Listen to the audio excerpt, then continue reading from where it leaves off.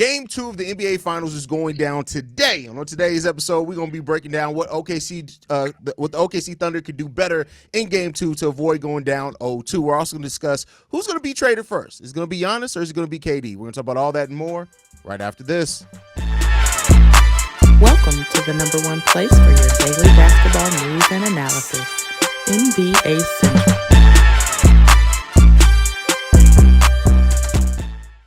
What's going on, basketball fans? Welcome to another episode of NBA Central, your number one spot for everything basketball related. We got the full squad in the building today. We got Steve-O, Bobby, C-Dub, Big Kev, myself, Hayes in the building today.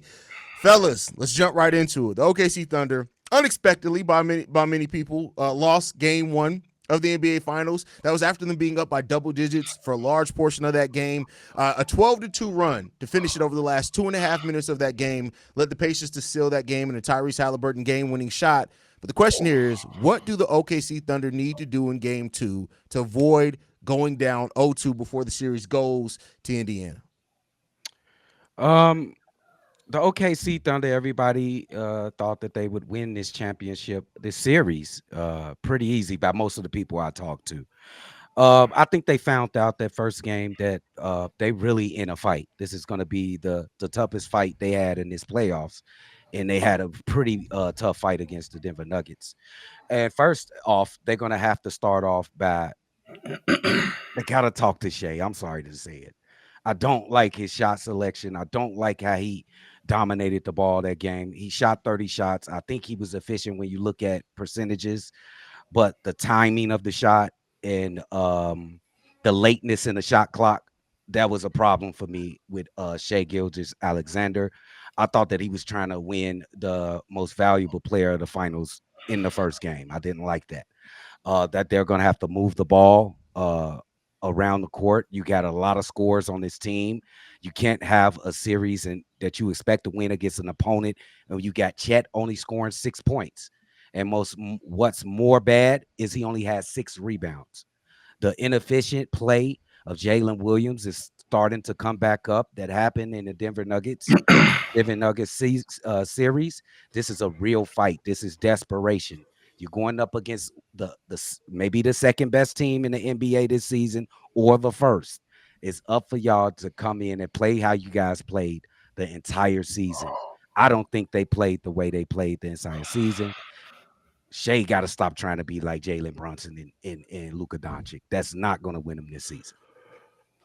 So I can't fault Shai. I mean, I'm not going to just poo-poo all over your thoughts, Dub, but I mean, he was 14 for 30. Jalen Williams was 6 for 19. Mm-hmm. Chet Holmgren was 2 for 9. Only having 6 points is his fault.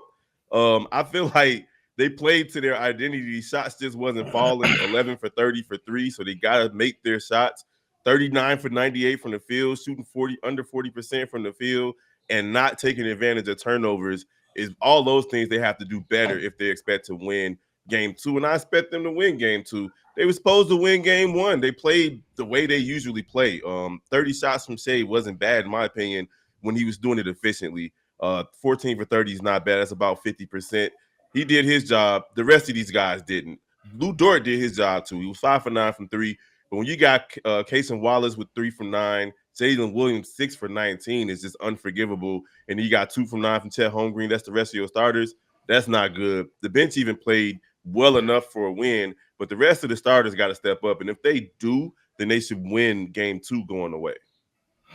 Yeah, that was kind of my sentiment. It's pretty simple to me. Chet and everybody else got to step up some more. And you can't. And I think the most important part that I'm having here, most people talk about rebounds. You can't allow them to get fucking almost 20 rebounds on y'all. They ended with 17 rebounds more than they did. And that's strictly because nobody, whether it was bench or starters, got over 6 rebounds. Nobody. That can't happen. I understand, and I said coming in, the edge that Indiana has on them is size, which means guess what? With y'all running so much, y'all gonna have to rebound by committee because I just don't think it's gonna be games where Czech is gonna constantly give you 9 to 12 boards a game. I think it was just all weird in the first place, the way that they ended, simply because I feel like that the coach, Mark Daigneault, he simply just played into the hands of him. He tried to throw out lineups to where he wanted to match up and go small in certain occasions, and then even starting the game with a wrinkle in his lineup with bringing in Wallace. I think that was a bit weird, but when those guys, when you go out there and you out there and you allow your guys to go out there and cause damn near 20 turnovers in the first half, I think it was 19 or something like that in the first half, you can't end the game with only scoring 4 points off turnover. That's absurd. Like, and then it was a lot of times we went down in those closing moments where Indiana was making that run to draw it close. You didn't see a lot of player movement. You didn't see the togetherness that we used to seeing to where OKC can be dominant again. So, guys, to everybody's point, guys gotta lock in and be able to show up to the party. You can't leave Shai out there by himself, and Shai got to make sure that those guys is following his lead, and those guys got to be right there next to him. And then Steve-O, great point with the rebounds. You can't get killed like that, bro. You can't get killed like that. Not in the finals. Yeah, and I think also like the thing with the Thunder did is that they got the turnovers. Like Thunder are not as good of a half court team as the Indiana Pacers, and the point of the Thunder using turnovers to their advantage is that it gets them without having to run so many half court possessions. The problem was they got 24 turnovers. I think it was. They got 11 points off those 24 turnovers. You got the inefficient shooting from the Thunder. That's what really hurt this team a lot. Like did almost everything else that they need to do. But when you shoot 38% as a team and even less than that from 3-point range, it's going to be especially against a team like the Pacers who they play a full 48 minutes. The Pacers, no matter how big the lead is, how big the deficit is, they just go and they execute their game. Against a team that's that well executed, you got to take advantage of the extra opportunities that you get yourself. The Thunder didn't do that in game one, and they allowed the Pacers to turn them into a half-court team. If this turns into a series where we're talking a lot about the half-court offense, it's going to keep going the way of the Pacers because the Thunder aren't that good of it. They're a middle of the pack. And that may be giving them some when it comes to half-court offense. The Pacers on the other side, they're one of the better half-court teams in the league. So you cannot waste the amount of turnovers that you got and not convert that into more points. You just can't. The Thunder shot 16 more shots than the Pacers, and they made the same amount of shots, 39 apiece. That's just bad. Yeah. Pacers shot almost 50% from the field and from three. Even with all those turnovers, that's a recipe for a win for a team like that on the road when the home team is not taking care of business like they should be. So you guys are absolutely right. It's crazy. The way that the game started, I thought it was supposed to be a 20-point, 30-point blowout, to be honest with you. Yeah, and that goes into my point. In the finals, you cannot give away games that you should have won. Just the fact that the 28, the turnover disparity, the shooting percentage, and all of that the OKC Thunder had going for them, they should have had this game. Ain't no way you should have lost this game. And they always come to bite you in the finals, especially, bro, because you're running out of games. There's 6 more games possibly left in the NBA season. You gave one away. Try to tell you, see, about that half court. I told y'all I'd be right. But I disagreed. I still disagree. They won the game. How you gonna disagree? What is it that you're disagreeing with, though? I think that Indiana is an up and down team. He wants Indiana to be a half court team. I don't see nobody, bro. You be misconstrued everything. Go ahead. No, I'm sorry. Go ahead. Say what bro. We just said it so many times. I said there's gonna be times in this playoffs. I mean, this series where it's in their best interest to play half court because they're better than them at that. That's all I said. And then in those times in the game, what happened? That's when they start making those runs. And from a coaching perspective, though, we all said to a man that Jim Carrey was going to be the better coach. He ain't panicking. And Jim Carrey. My man Daigneault, he outcoached himself. Like there's no Ajay Mitchell, Kenrick Williams, like they should not be seeing. Mitchell should have never played. You know the thing is too, to that point is that the fact that Daigneault made an adjustment to a game that hadn't even been played, there's no reason to not start Hartenstein. Yeah. Game one. What are you adjusting to? To me, that means you're coaching scared already. Yeah. You're already coaching scared to start off game one. I agree with Off that. the bench, Pulling a Hartenstein had Stan Van 9 Gundy. rebounds off the bench. So, like, Yeah. had he started, you looking at probably a double from Hartenstein. That's lost. And he was scoring. Right. So that they lost the game before the game even played with that right there. So let me ask a question. So they played the whole game, the 82 game season, went through the playoffs, starting with Hartenstein and Chet. It was some injuries and shit. I'm just talking generally.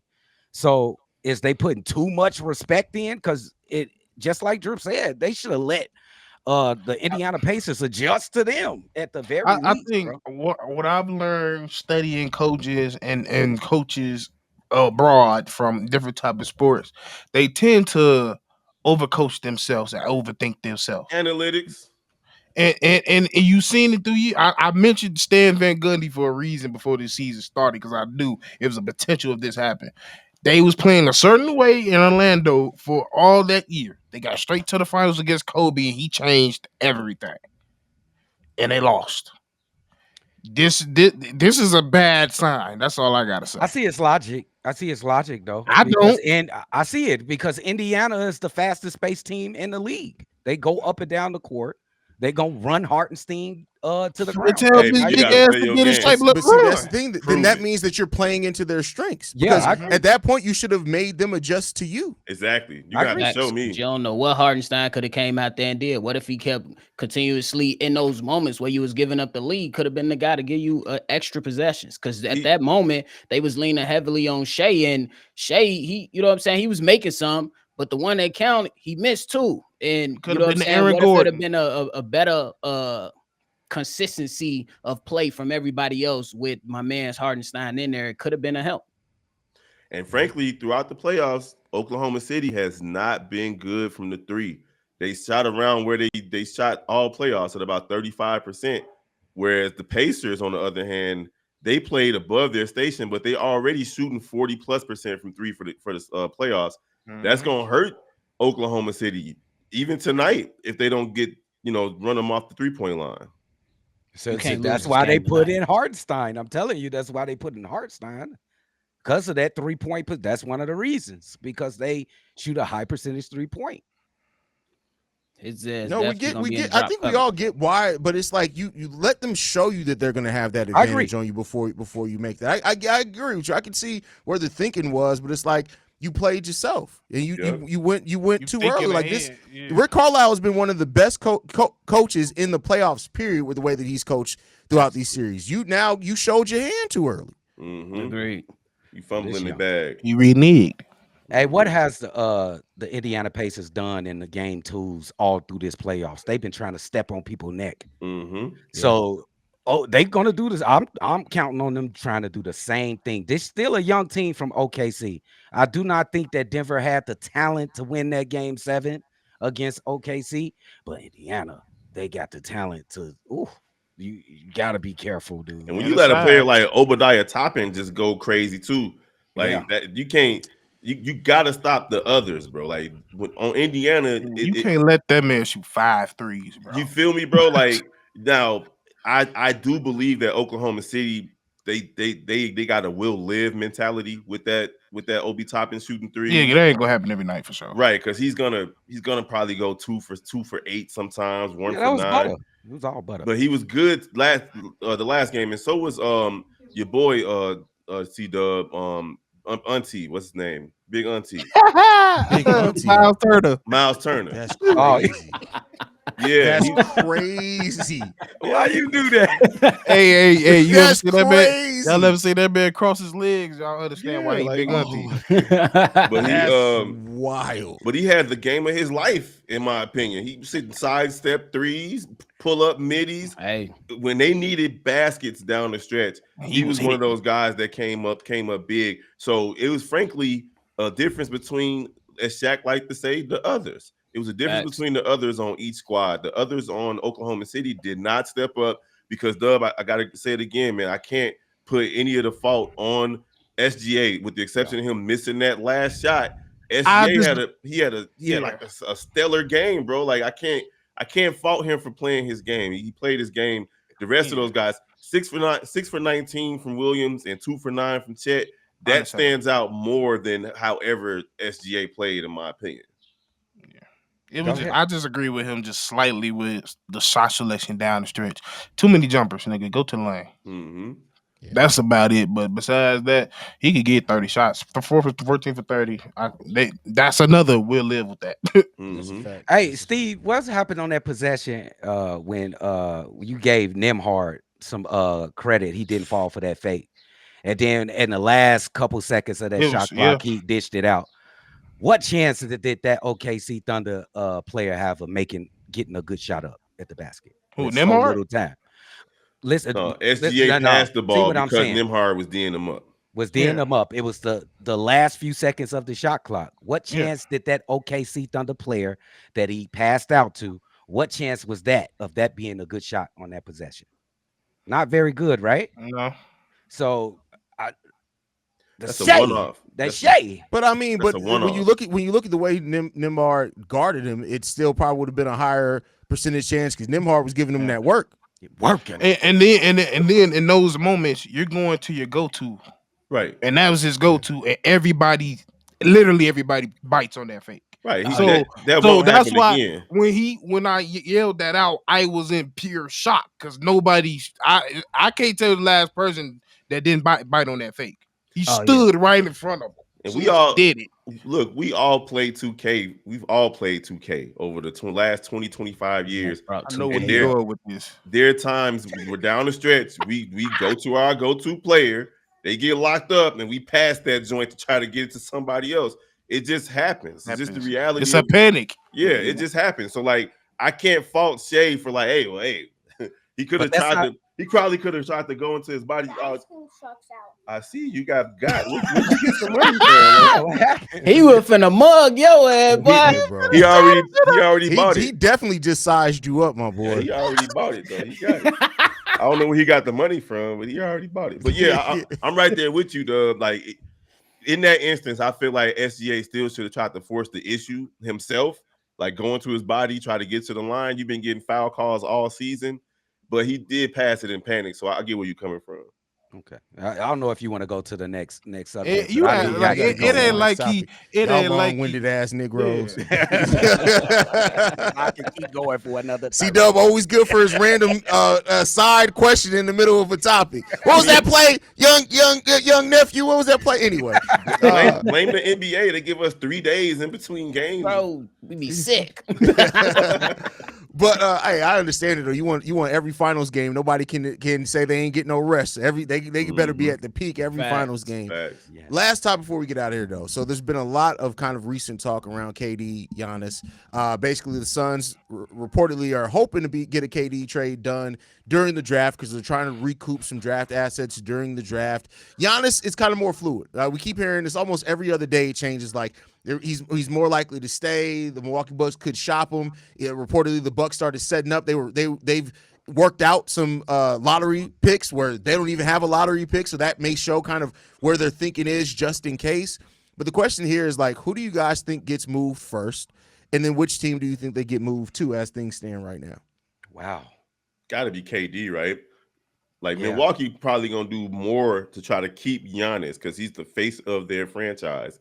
He has been for a long time. Yeah. MVP winner, defensive player of the year winner, championship winner. They have to exhaust themselves on making sure they keep him happy. So I see KD, who's been bounced around the league, much to the chagrin of my boy Dub over here. He's been bounced around now. Like he's played for several teams, and he's probably the more tradable asset right here. Now, I do think Giannis, if he did go somewhere, I would like to see him go to one of these Texas teams, the Houston Rockets or the San Antonio Spurs. As far as KD is concerned, I don't know. Like, I don't know where else I could see him going. I know he's going to produce wherever he goes, but like, honestly, don't know. Like, he would fit in Houston. He would fit in Dallas. He would fit on Milwaukee. Maybe he goes there if Giannis leaves. Like, we'll see how that goes. But I think KD. Yeah, fuck. I think KD would be the first one to be moved, if anything, though. Hell no. What type of scenario did that come from? It's KD. KD is plug and play. You can put KD anywhere, bro. I mean, I get he plug and play, but why would he choose there? Hey, it's KD. Who knows? Maybe he I'm got about some to holes in there. I'm coming from left field. And they got new barbers. I'm gonna go to fucking Milwaukee. That may be a reason he's not gonna go there. He ain't gonna Right. go to no fucking They be barber. scared. They like the boogeyman. That's an oxymoron. KD and Mark. But look, I'm gonna go left field, and I think this is a great trade for this team and the NBA. And first off, I think KD, he gets dealt first. I think the Denver Nuggets should make a move for KD and trade Aaron Gordon for KD, and that will put them right back in the thick of it in the championship race. That's not bad. Yes, though. I said That's it. It's not a actually bad bad. move, Yes, but I'm just saying I that's said it. been nothing we've heard rumored. If I'm Phoenix, why the fuck am I accepting that? Because it's Aaron Gordon. What do you mean? This nigga ain't. They going okay, good. They would Just probably great want question, Jamal Steve. Murray That's a over great question. Aaron Gordon. Everybody's goal in the start of each individual season ain't to win the championship. You might want to remodel or rebuild. I think Phoenix is time to rebuild. And I'm gonna rebuild around Eric Gordon. That don't mean you have to rebuild around Aaron Gordon. He's a spot saver. I think they would just probably getting go rid with of KG. Murray. I think they would probably go with Murray before they go with You're getting Aaron rid of Gordon. KG. You can't rebuild if you got KG not in the and league Devin no Booker. more. KD. If you got KD and Devin Booker on your team, do you agree with that? Can you rebuild? I as a got team? man. Yeah. I think everybody's on the same page that Kevin Durant is getting moved first, or the belief is that. I think if you New York Knicks, go ahead and bro. You don't got a big window. You don't got a big window with the New York Knicks. Just me personally. Cat for Kevin Durant. You can go there. Damn. Cat go over there and team up with Devin Booker, and you let Big Purr do what he gonna do over there. I'm And with you it. go out there because the East is open. You know what I'm saying? You still don't know about the Cavs, and they is being rumbling saying that Darius Garland may be available. Boston, Jason Tatum most likely I'm won't with it. be here this season. If you're the New York Knicks, they lost their damn mind for a second round win. Go out there and try to push the chips in the middle of the table and get you a championship. I say Kevin Durant for Cat, and then you get Kevin Durant in New York and see what happens. I And then wouldn't mind seeing get that. Jason Kidd as a coach. That'd be lit. Why Well, can't it be did come out that Anunoby? the Dallas Mavericks are denying the request. I to would've interview denied him, that so shit I too. would have too. I wouldn't even let it Talking get to this. him. Ain't they about to get Cooper Flag? Come on now. Nigga, please. Nephew, why not Anunoby? Trade Anunoby. Nick, You can go either way it go, but if I ain't gonna lie to you, I don't think I Phoenix. ain't gonna, bro, who do you think these teams are? Yeah, Phoenix ain't Us? going. They're not trying to trade 26 Yeah. point per Devin game. Booker and OG, KD. come on, bro. This nigga think Yeah. he talking to AK. Yeah, AK would No, go I, for it. I ain't talk. I know we ain't talking to AK. Otherwise, I'd be Yes, talking you to are Pro because Magnet. you What the hell keep you talking about? you just named two number ones and just try to trade them for threes. You just tried to trade Cat. He just said Cat. Cat is Why a don't number you trade- one, number two, damn near. What? Oh, KD ain't he just he KD sit- number one. That's KD if still I'm fluctuating trading off- KD. I want one of the most talented players you got on that team. KD still Which is KD. The next want left Cat. is either Brunson or Cat. You're giving up Cat. I would trade Cat. That ain't that. Then they ain't competing for a championship. Then Why wouldn't they?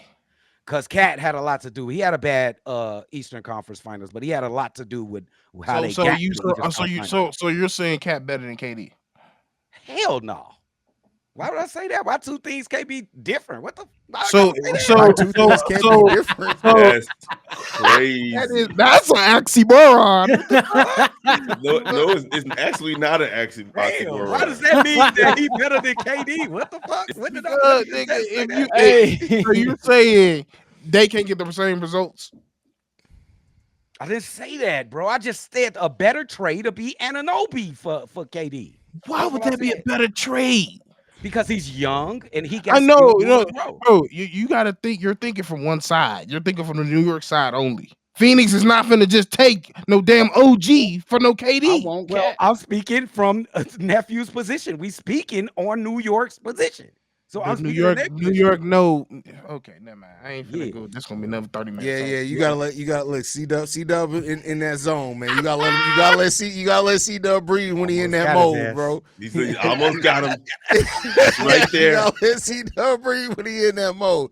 But yeah, I think the easy money's on KD. I think the Suns are both motivated to get out of that deal. The question is just, is it how difficult? Like, unless the Suns make a precautionary precursory move, Jesus Christ, they can only trade KD 1-for-1. Keep in mind they're over the second tax apron, so they can't take multiple players back. That's what makes it difficult. Now, if in the draft we see them move, if they move a Grayson Allen first, right, and get underneath the second tax apron, now they open for business.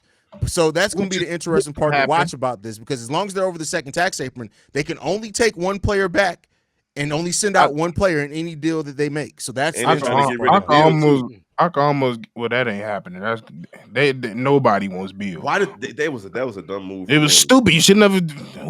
Well, that was Washington. They getting that nigga no trade clause, but y'all shouldn't trade for him. But yeah, that's besides the point. But yeah, Phoenix, I'm almost 80% confident they're gonna try to get Grayson gone, because he's gonna be somebody gonna want Grayson. Yeah.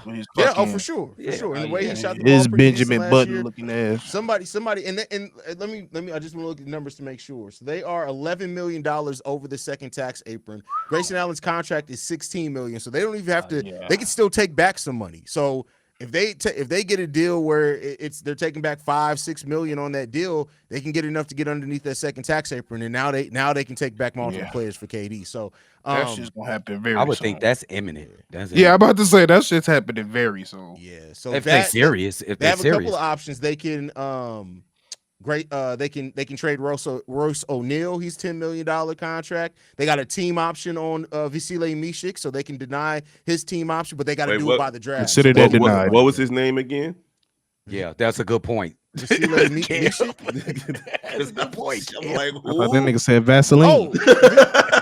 Yeah, I mean, he was Shadrach, Meshach, and Abednego. He was that player. Remember, he came into the league like a 29-year-old rookie. Yeah. Oh, Lord. Is it Spain? The motherfucker look like fucking Rubio uncle and shit. I know you're talking about. We shall see, man. I think this is everybody saying it, and that doesn't mean that it automatically makes it true, but it seems like this is about to shape up to be a wild offseason. So, it's going to be a wild offseason, bro. Last offseason was kind of like, bro. I don't know. There's been offseasons we thought was going to be wild before, and then it's been like one move, and everybody else is like, all right, nah, bro. Because Boston in trouble, they got to make some moves.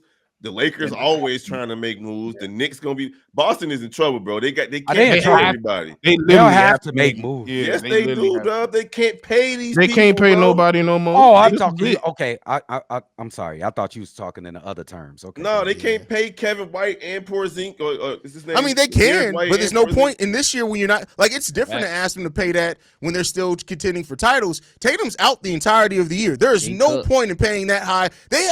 If they don't make any moves, their salary cap is $500 million, including luxury tax payments, unless they don't make any moves. It's crazy. They sending some motherfuckers up out of there, bro. Porzingis, Drew Holiday. I hope y'all packed y'all bags when y'all left, bro. Y'all probably not coming back. Somebody got to go.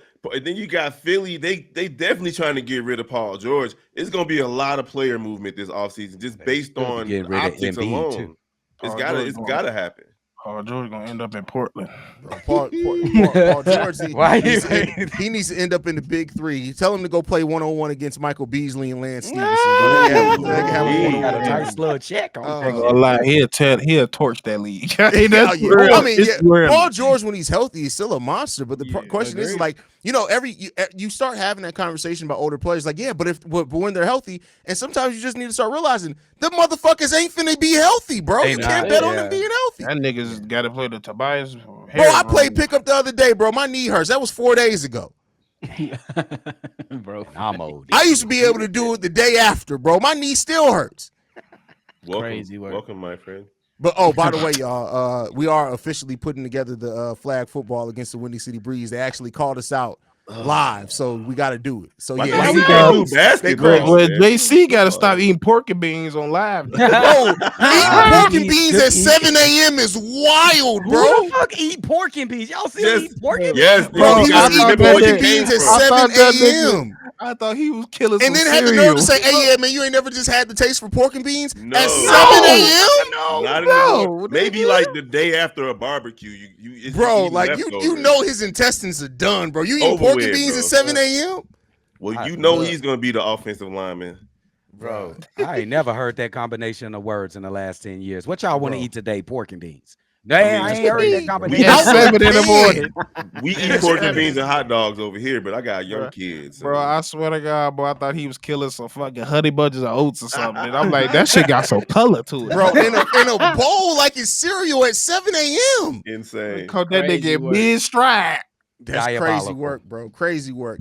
Anyway, we want to thank y'all for tuning in. Make sure y'all following us at NBA Central Pod. You can send us any feedback, questions, comments, concerns.